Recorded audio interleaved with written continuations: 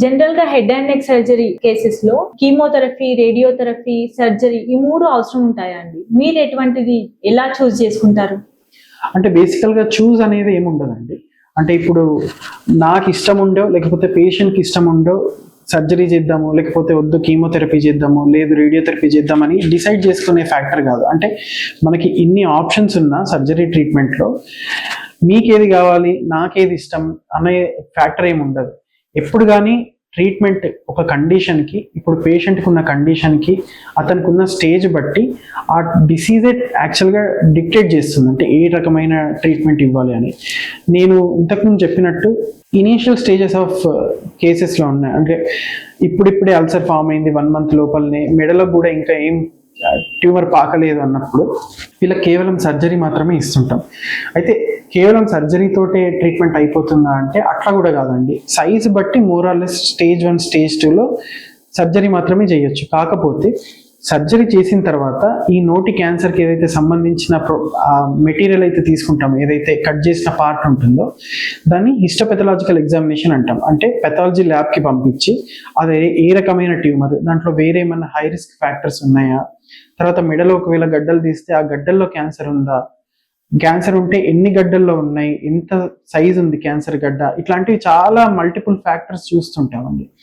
ఆ ఫ్యాక్టర్స్ చూసి ఒకవేళ స్టేజ్ 1 స్టేజ్ 2 ఉన్నప్పటికీ ఒక్కొక్కసారి వాళ్ళకి అడిషనల్గా రేడియోథెరపీ కానీ కీమోథెరపీ కానీ ఇవ్వాల్సి వస్తుంది. సెకండ్, కొన్ని ఆర్గన్స్ ఉంటాయి. అంటే ఇప్పుడు మీకు ఎర్లీ స్టేజ్ లారింజల్ క్యాన్సర్స్ అంటే స్వరపేటిక పైన ఇప్పుడిప్పుడే క్యాన్సర్స్ వస్తున్నాయి అనుకోండి, అంటే ఎర్లీ స్టేజ్ 1 స్టేజ్ 2 ఉంది. ఆపరేషన్ చేస్తే ఆపరేషన్ వల్ల, అంటే ఆపరేషన్ చేసే పద్ధతి వల్ల కొంచెం ఎక్కువ ఇబ్బంది అవుతుంది పేషెంట్కి అన్నప్పుడు, అప్పుడు కూడా ఆపరేషన్ చేయకుండా ఇనిషియల్గా రేడియేషన్ థెరపీ, కీమోథెరపీ తోటే నయం చేద్దామని ట్రై చేస్తుంటాం. లేదు ఒకవేళ కీమోథెరపీ, రేడియేషన్ థెరపీ ఇచ్చినప్పటికీ ఇంకా క్యాన్సర్ ఉంది అంటే అప్పుడు సాల్వేజ్ సర్జరీస్ అంటారు, అట్లాంటివి చేసే అవకాశం ఉంటుంది.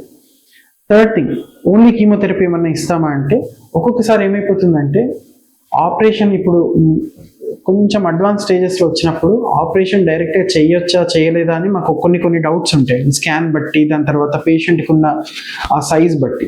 అప్పుడు ఏమైపోతుంది అంటే అసలు ట్యూమర్ బయాలజీ అంటాం. అంటే ట్యూమర్ సరిగ్గా, అంటే దీనికి ఆపరేషన్ చేస్తే మనకి ఏమైనా బెనిఫిట్ ఉంటుందా, పేషెంట్కి ఏమైనా బెనిఫిట్ ఉంటుందా చూసుకుంటాం. దానికోసం న్యూ అడ్జువెంట్ కీమోథెరపీ అని అంటారు. అంటే ముందు ఒక 2 cycles కీమోథెరపీ ఇస్తాం.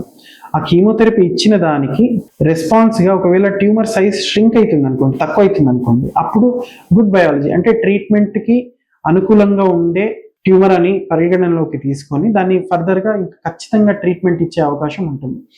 లేదు ఒకవేళ ట్యూమర్ మనకి కీమోథెరపీ ఇచ్చినప్పటికీ ట్యూమర్ సైజ్ పెరుగుతుంది అనుకోండి, ఇంకా అప్పుడు మేబీ అదొక బ్యాడ్, అంటే very aggressive kind of tumour అని అనుకొని దానికి వీలైతే ట్రీట్మెంట్ సర్జరీ ద్వారా కాకుండా నాన్ సర్జికల్ అంటే కీమోథెరపీ, రేడియోథెరపీ లాంటివి ఇచ్చి ట్రై చేస్తూ ఉంటాం.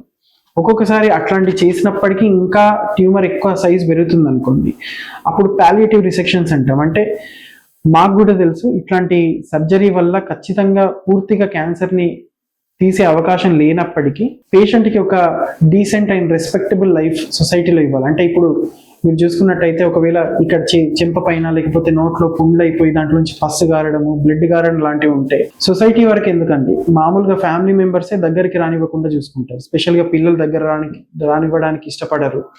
సో ఇట్లాంటివి జరుగుతుంటాయి. కాబట్టి ఒకవేళ క్యాన్సర్ని తీసిన తర్వాత పెద్దగా పేషెంట్కి బెనిఫిట్ లేకపోయినా ఆ రెస్పెక్ట్ ఉండాలి లైఫ్లో. అంటే ఆ కారుతున్న చీమ్తోటి లేకపోతే రక్తంతో అందరినీ కలవడము, ఆ సోషల్ స్టిగ్మా ఉండొద్దంటే ఒక్కొక్కసారి ఆ పాలియేటివ్ రిసెక్షన్స్ కూడా చేస్తుంటాం. సో ఏ కైండ్లో, అంటే ఏ స్టేజ్లో మనం కీమోథెరపీ, రేడియోథెరపీ, సర్జరీ దేంట్లో ఏ మొడాలిటీ ఆఫ్ ట్రీట్మెంట్ వాడాలనేది స్పెసిఫిక్గా ఆ ట్రీట్మెంట్ చేసే ఆ స్టేజ్ ఆఫ్ ట్యూమర్ బట్టి మనం నిర్ధారిస్తాం తప్ప అది మనకున్న పర్సనల్ ఒపీనియన్స్ తోటో, లేకపోతే ఇప్పుడు నేను ఒక సర్జన్ కాబట్టి నేను ఖచ్చితంగా దీన్ని సర్జరీయే చేస్తా, తర్వాత పేషెంట్ వేరే రేడియోథెరపీ, కీమోథెరపీ తీసుకుంటాడు, అట్లాంటివి కాకుండా ప్రాపర్గా స్టేజ్ చేసి దీనికి బెస్ట్ ట్రీట్మెంట్ ఏముంటుందో ఎవిడెన్స్ బట్టి, అది కూడా నా పర్సనల్ ఒపీనియన్ బట్టి, దాన్ని రుద్దడం కాకుండా ఎవిడెన్స్ బట్టి దానికి కరెక్ట్ ట్రీట్మెంట్ ఏముంటుంది అది ఫస్ట్ పేషెంట్తో డిస్కస్ చేస్తామండి. పేషెంట్ ఒకవేళ కరెక్ట్గా సరే నాకు ఈ సర్జరీ చేయించుకోగలుగుతా, సర్జరీ చేసుకొని నా పర్సనల్ స్టేటస్, పర్ఫార్మెన్స్ స్టేటస్ అంటాం, అంటే కొందరికి సర్జరీ చేసే అవకాశం ఉండదు హార్ట్ ప్రాబ్లమ్స్ వల్లనో వేరే రీజన్స్ వల్లనో, లేదు ఈ ట్రీట్మెంట్కి ఇది కరెక్ట్, ఈ ట్రీట్మెంట్ తీసుకునే పరిస్థితిలో పేషెంట్ ఉన్నాడు అన్నప్పుడు మాత్రం ఖచ్చితంగా అట్లాంటి ట్రీట్మెంటే ఇస్తాం. అది సర్జరీ కానీ, కీమోథెరపీ కానీ, రేడియోథెరపీ కానీ. సో ఈ విధంగా మేము ఏ స్టేజ్లో ఏ ట్రీట్మెంట్ ఇవ్వాలనేది చూస్ చేసుకుంటాం.